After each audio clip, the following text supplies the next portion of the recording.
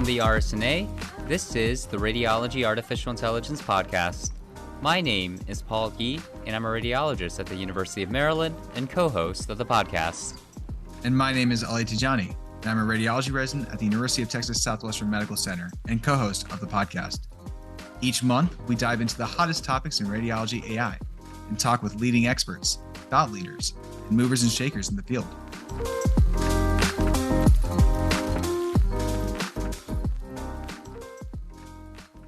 For the month of August, in honor of the recently announced RSNA 2022 Cervical Spine Fracture Detection Challenge hosted on Kaggle, we'll be doing a throwback to one of our first podcast episodes with Ian Pan, the first physician Kaggle Grandmaster.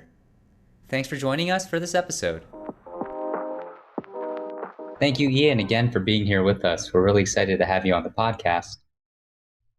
So you've had a really accomplished career so far in AI and radiology, despite having just graduated from medical school. Can you tell us about your background and what got you into AI and machine learning?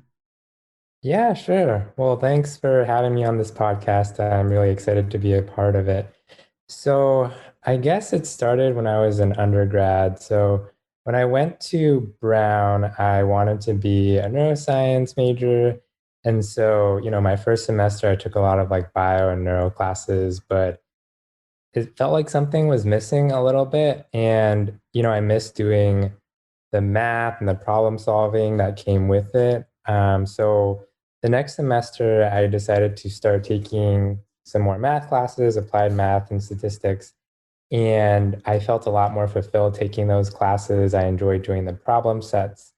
And, I was always looking for ways to try and be at the intersection of two fields, because I feel like that's one of the best ways to make an impact in any field is to bring something from somewhere else and then apply it to that field. And I felt like, bringing stats, data science, mathematics to healthcare would be a very powerful way to impact healthcare, especially since, people were talking about big data, like genomics, and then all the EMR data. And so I felt like having a strong technical mathematical background could help me leverage some of those advances and then apply it to help improve patient care, patient outcomes, the way we do things in medicine. And so that's really when things started to get kicked off. I started to take a lot more math and stats classes. I got really into data science. Machine learning in particular is something that I saw a lot of potential for in healthcare, in terms of predicting clinical risk for various diseases or leveraging genetic data to predict predisposition to certain diseases, or even predicting the optimal treatment for patients, the optimal medication regimen. So all of these huge fanciful ideas, which in practice are much harder to actually do. And then I did a lot of data science work, throughout my junior and senior years of college. I did a data science fellowship after my junior year for a summer, which was an excellent opportunity to really elevate my skills. So I think that was probably one of the most formative experiences I had, since I learned a lot of Python and a lot of hands-on practical data science and machine learning. And then going into medical school, I was kind of looking for ways to continue that work. And in the beginning, it was a little tough. I couldn't find the right lab or the right mentor, the right work that I wanted to do.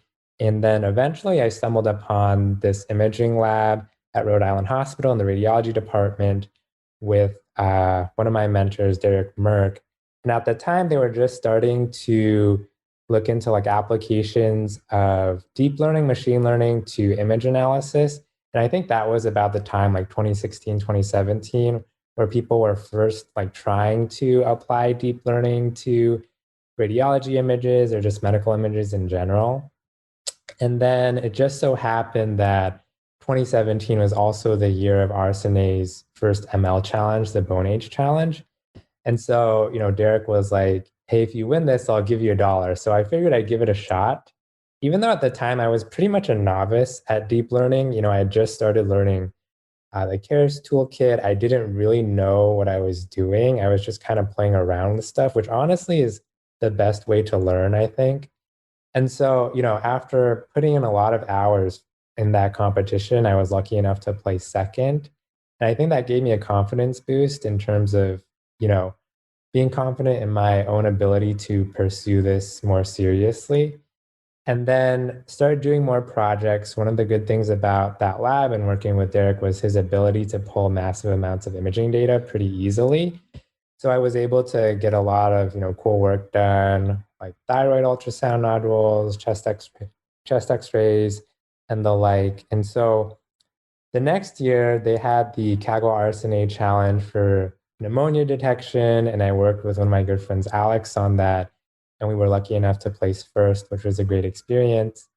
And then that's what really got me hooked on Kaggle. And I think Kaggle has really accelerated my AI ability more than anything else I've done because it forces you to like really understand what you're doing, not just from a modeling perspective, but from an entire data science perspective, because one of the keys to Kaggle is like understanding the data that you're working with. And so at the same time, I was still doing more AI work with my research lab, doing more Kaggle competitions, going to conferences, presenting my work. And so I think all of this together has sort of gotten me to where I am today. Wow, that's quite the story and really inspiring. So, were you always set on medicine from when you entered college? Because it sounded like you definitely had an interest in math, you had an interest in trying to be at the intersection of two fields, but was medicine always the plan? And maybe as a corollary, was radiology always the plan? Yeah, so medicine was always the plan. So when I applied to college, I applied to a lot of like the combined BSMD programs, and Brown has one of those programs called the PLME. And so I applied to that and was fortunate enough to get accepted. So I always knew I wanted to do medicine, or maybe, my parents always knew I wanted to do medicine. But I just like the idea of working in a field where you're sort of using like science and knowledge to try and make other people's lives better and improve their quality of life, improve their health. Um, and I was always hesitant about pursuing like more of an engineering field like math and computer science because in high school I honestly was never the best at math or more of the technical stuff. A lot of my friends were much better than I was, so it was a little bit of like a insecurity that I had that I got over when I was in college.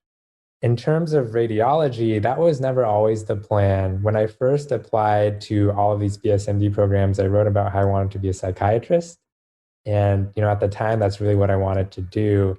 And then, sort of as you go through college and medical school, you find out what you like and you don't like. I think I finally decided on radiology probably mid to late third year of medical school because I was still doing a lot of AI work at the time, but wasn't 100% sure if I wanted to do radiology clinically. But I think at the end of my third year, I realized that it'd probably be the best fit for me, all things considered.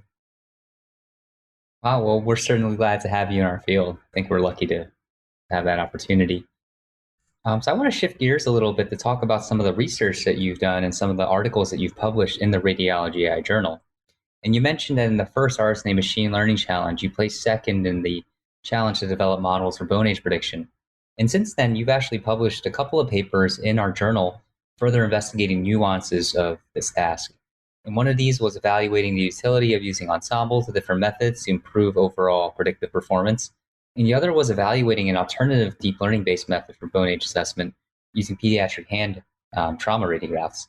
Can you tell us a little bit about the motivation for these works and what your main findings and takeaway points were? Yeah, so the first article about ensembles, it was actually motivated by, so David Larson over at Stanford, one of the pediatric radiologists who helped organize the challenge, was interested in trying to leverage sort of the metadata from the results of the challenge, where we had the predictions of all the different submissions. And then we were just playing around with it initially, and we were trying to find out, what combination of models gave us the lowest error. And so we decided to turn that into a paper because, we all know in machine learning that ensembles can improve your performance by a couple percentage points. And intuitively, we know that models that are less correlated with each other, so, different types of models probably do better in combination than models that are very similar, right? Because you kind of approach the problem from different angles. And so you'd think you get a little more boost by combining heterogeneous models. And so we just wanted to test that intuition. And this competition was the perfect way to do that, right? Because people are just doing their own thing. You get a lot of submissions, so you can really test out like what combination of models work well together. And because it was a regression task, you can actually compute the correlation between predictions and use that as a measure of sort of how dissimilar models are. So two very high performing models that have a low correlation with each other should, in theory, have a better performance when combined than two models that have very high correlation with each other. And so we saw that this bared out in the work that we did, which was pretty cool. Basically, one of the competitors, Hans, who placed fourth, he used a non-deep learning approach, which he had been working on for years. He has a company from it. And so that was one of the best models to combine the deep learning approach with, just because it was from a different kind of perspective and a different modeling strategy. And then for the second article about, alternative method for bone age assessment, I thought that was a really exciting piece of work that we did and one of my favorite AI articles that I've written because it's something different. It's not your standard classification task. It is like a standard regression task, but the motivation and the intention behind it is a little bit different. So the idea with bone age is it's pretty much strictly a pattern matching task, right? When we read bone age studies, we look at the Grulich and Pyle atlas and we try and figure out which radiograph in that atlas looks most like the radiograph that we're reading right now. And this was constructed on like a bunch of like suburban white kids in Ohio or something like that back in the 50s, and we're still using it today. But again, basically, they looked at a population of normal kids and then determined that this is the normal for each age. So the first question is that relevant today, 50 years later in such diverse populations that we have in this country? And second, like we have so much more access to data and models that are really good at pattern matching, essentially, like these deep learning models. So the idea was, why don't we just completely automate the process by collecting a very large sample of normal hand radiographs where we know the chronological age of these kids, and then we can sort of equate that to the bone age. Now, people might have issues with that, but that's a different discussion. And essentially redefine how we do bone age in that way. And I thought that the work that we did was pretty cool in that we were able to show that it did better on sort of the local data that we got from Columbia University, which makes sense, right? But also that it did better on the Rhode Island Hospital data from our Hasbro Children's Hospital, which is a different population in a different region. And though you could see aspects of overfitting because the error was higher than on the Columbia test data, it still did better than a model trained on Grulich and Pyle labeled data, as well as radiologists who were using the Grulich and Pyle atlas to label the data. Yeah, no, thank you for that overview. I think all of that's really interesting. That reminds me of a research letter that Kurt Langlotz was senior author on the JAMA recently. It was basically a systematic review of deep learning studies and looking at where the dataset populations came from. And they found that basically they came by and large from 3 states, California, New York, and I think it was Massachusetts, so in the Boston area. I'm curious, do you think that, given that this model was trained on radiographs from Columbia and New York City, tested on images from the Northeast, do you think that this would generalize to other parts of the country, or let's say even outside of the US? Or do you think that, the alternative, which I think some people are starting to propose, is maybe we should be training models locally, even for things that may seem cut and dry, like bone age? Yeah, that's a really good question. So I think it has the potential to generalize to other regions of the United States and even beyond the United States and other countries. Though you'll probably get worse performance because the question is like, does Grulich and Pyle generalize to regions outside of where that population was collected? Regardless, we've been using it here and in other countries as well. But I definitely agree with the point that, there should be some local training of deep learning models based on like region or institution, which is a lot of times limited by the amount of data they have access to, right? If you only have like a couple hundred studies, like you can't really train a good model on that. So in that sense, you kind of have to rely on models collected or trained on data collected from much larger heterogeneous populations. But I think, one of the things that we talked about in the discussion of that article was that this sort of paves the way for maybe region-specific bone age models. So maybe you can't get enough data from your own hospital to train a good bone age model, but you could pool data from multiple hospitals in the region or across multiple states, like West Coast versus Midwest versus Northeast, and then sort of see if that does better than taking a model from a further region of the United States and then applying it, like, for example, a Northeast trained model on like a West Coast model. Um, and then it's a question of like, is it the population that's different, or is it the way the imaging is collected and analyzed that's different? But I guess those are questions for future research. Yeah, definitely. And speaking of future research, or rather current research, there's obviously been a lot of articles published in the AI space in radiology journals and general medical journals. Um, what articles or area of work is most exciting to you right now and what you've been reading? Yeah, so I recently tweeted about this paper by Jeff Rudy and his colleagues, where they were able to create like a machine learning model that could predict differential diagnoses in brain MRIs. But it was really cool because first, they didn't have a lot of data, but they got really good results. And second, they used deep learning as a component of the model, not like the be all end all of the model. So they used it to like extract features from the MRIs and then incorporated it into this Bayesian model with other clinical variables, and then was able to produce like basically a differential diagnosis, like the top diagnosis in top three, and it did really well, pretty much as well as neuroradiologists. And I thought that was really unique because it's a little bit different, and it also makes for a more interpretable model than just your standard black box convolutional neural network. So I thought that was really neat.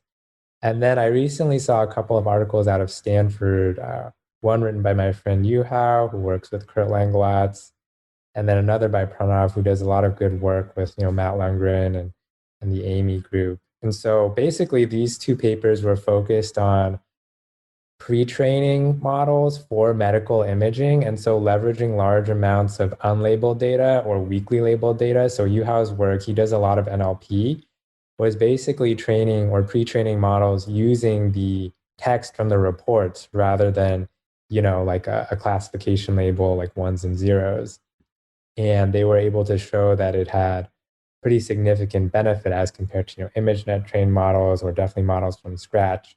And then the other paper was basically showing that you could apply some methods of self-supervised training to medical imaging. And so I think they used the Checksburg data set, but treated as sort of like a large corpus of unlabeled data, and then pre-trained on that data set, and then showed that it also did significantly better than ImageNet pre-trained models in a low data regime. So whenever I see these papers that are trying to leverage all the large amounts of data that we have in radiology, much of which is unlabeled, it's always really exciting to see that, because I think that's where we really need to head if we're going to be able to take full advantage of all the imaging data we have access to. Yeah, definitely. Thanks for sharing that. I'm sure it's going to be really interesting to our listeners out there. I wanted to ask a couple of questions from your perspective, because I think you've got a pretty unique time point in your career. You just graduated medical school, you've been through the residency process, but you're also in the middle of clinical training. And one thing that we've seen in our field is several survey studies showing that concerns about AI replacing radiologists might discourage medical students from entering our field. And yet you seem to embrace both radiology and AI really with open arms. So what's your perspective on this premise of AI replacing radiologists? And did this at all enter your mind or affect your decision when you decided to enter radiology?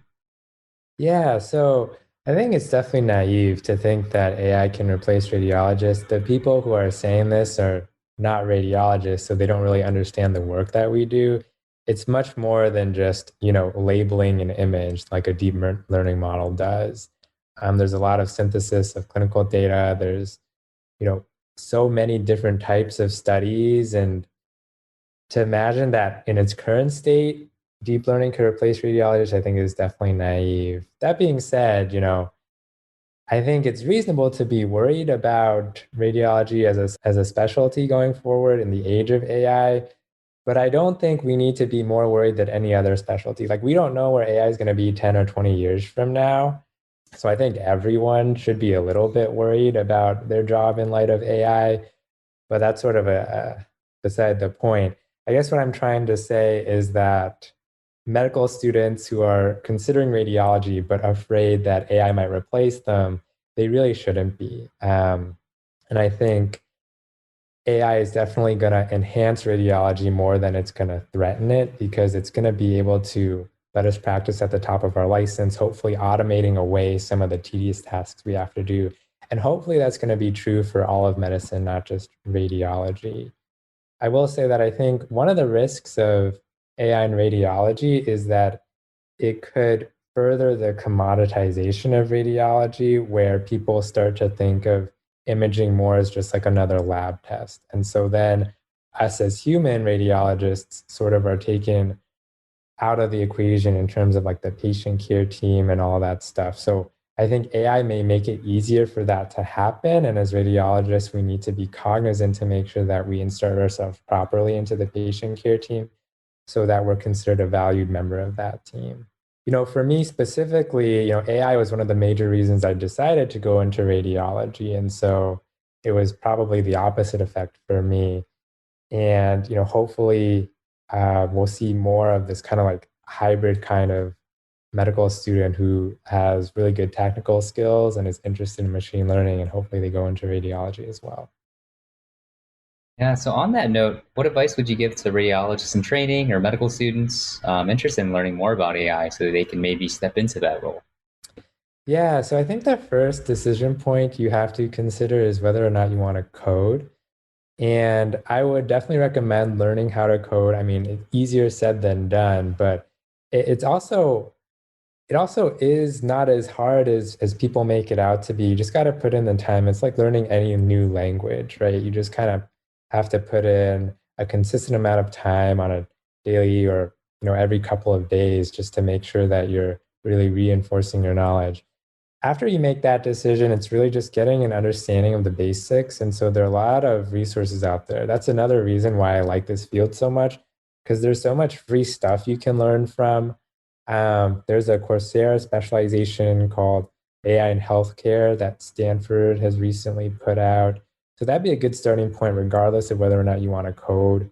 Just understanding like how a model is built is really important, like the data collection process, training, validation, tests, like testing on other institutions' data sets, generalizability, because then you're in a good position to really interrogate a model. And I think that's where us and radiologists can really make a difference in this model development process, is to be very critical of any model that we see, because there are just so many ways that things can go wrong.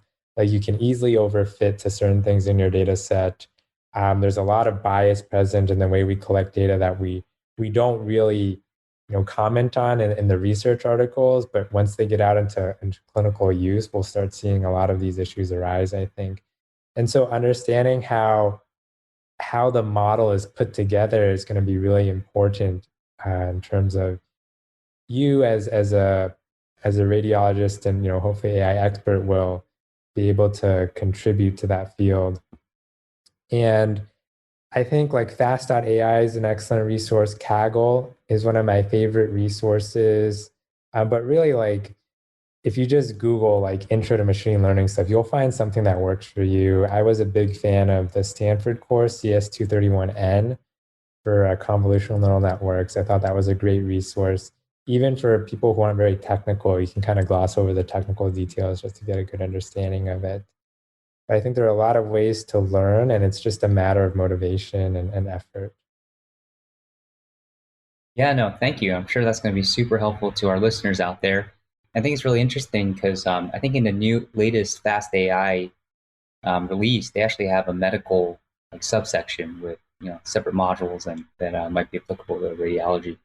So as we near the end of our time, in the last couple of minutes, I wanted to ask you, what are you most excited about for the next decade in radiology AI or informatics, or pretty much anything on your mind over the next 10 years or so? Yeah, I think the most exciting part is going to be seeing how these AI models start to actually influence the way we do radiology. Because right now, you're seeing a lot of like papers published. There's a lot of radiology startups, but the adoption is not quite there. And so hopefully within the next 10 years, we're going to see more of these models being used in practice. And then we can sort of figure out what the best way to use them is going to be. I know there was big news recently that Viz AI, their Elvo detection platform, was approved for reimbursement by CMS. So that's going to be a big step forward in terms of getting institutions and radiology practices to adopt these models. And then also, for me personally, starting radiology residency in this era where AI is starting to become more pervasive in radiology is going to be interesting, especially as we see how the use of these models is going to affect education for residents, because we have to learn how to read on our own, but at the same time, if AI becomes more prevalent in radiology, we also have to learn how to read with AI, and at the same time, the attendings are going to learn that with us. So I think there's a lot in store in the next 10 years, a lot of uncertainty, but also a lot of excitement around how this is going to affect our field. Right. Thanks again, Ian, so much for joining us on the Radiology AI podcast.